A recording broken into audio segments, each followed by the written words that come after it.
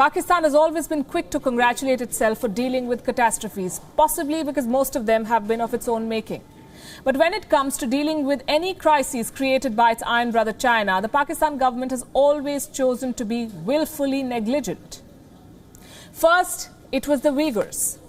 Now it is the coronavirus pandemic. Pakistan not only praises China, it has now sent its president to China, the epicenter of the outbreak. The president of Pakistan, Dr. Arif Alvi, is leading a top-level delegation to Beijing, and with him are the ministers for development, Asad Umar, the motor-mouth foreign minister, Shah Mahmood Qureshi, and several senior officials. What's on the agenda, you may ask? And you shall hear it from the horse's mouth. मकबूजा Kashmir की सूरत हाल है उस पर भी तबादला ख्याल किया जाएगा top की लीडरशिप से सदर से वजीर आज़म से और उनकी जो पीपल्स कांग्रेस के चेयरमैन हैं उनसे.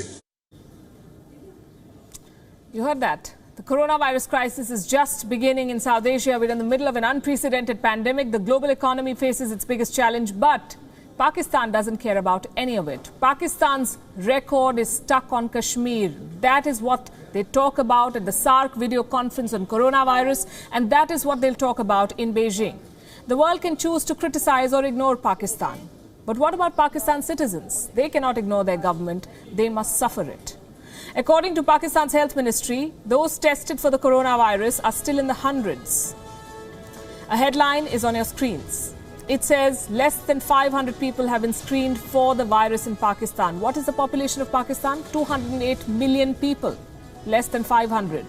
How many cases of the virus has Pakistan reported so far? 236. The testing criterion is highly narrow, and the sincerity of the Pakistan Health Ministry is highly questionable. Today they declared one death due to the coronavirus in Lahore. The Pakistan media duly reported this. But in a few hours, the health ministry backtracked. And now they say that this one death in Lahore was not due to the coronavirus. The government's words and actions are fueling confusion and feeding the fear. Let me show you another picture. This man is Dr. Zafar Mirza, a minister of state. He's also an advisor to the Prime Minister on health. He's also the man who represented Pakistan at the SAARC conference on coronavirus. Look at how sincere and sympathetic he is.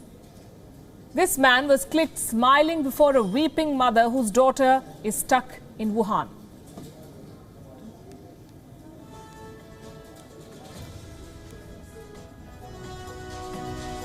But this is also the man who's under investigation for smuggling masks out of Pakistan, Dr. Zafar Mirza.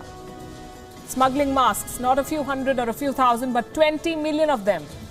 For our viewers in Pakistan who've been reaching out to us, I'm sorry to say that the health minister is contributing to the critical shortage of masks and sanitizers in the country. The Federal Investigation Agency is probing him, and the Imran Khan government chose him as their representative, a scam-accused minister, to discuss the coronavirus crisis. This man then preached SAARC member countries on how not to be complacent.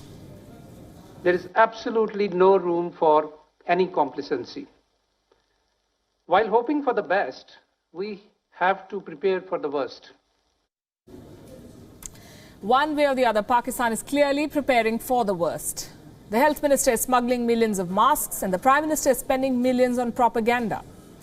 Pakistani media reports now claim that Imran Khan has approved spending 42 million Pakistani rupees, that is 26,000 US dollars, for what? For defending his government on the internet.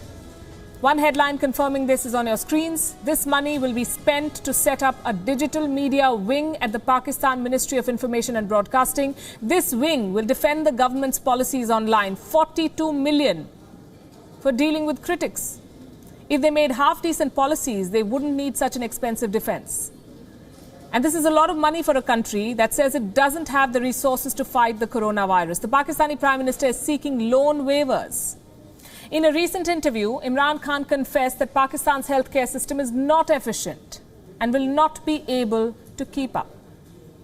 Clearly, our health facilities, in case we get swamped by it, our health facilities will not be able to cope, we just don't have that much capability. We just don't have the resources. They just don't have the resources. I'll agree for once. What, in Imran Khan's opinion, is the solution then? Listen to this. He says the richer economies should write off all debts for Pakistan. Because of the effects of the economic slowdown, they are likely, we are going to, my worry is poverty and hunger. That worries me much more right now. For that, I think, the world community has to think of some sort of a debt write-off for countries like us, which are very vulnerable. At least that will help us in coping with it. Help us cope with it, he says. India tried to help. He only wasted the opportunity. And now he's wasting money on propaganda. I'm reminded of the old adage, even God helps those who help themselves. If you're in Pakistan, stay safe.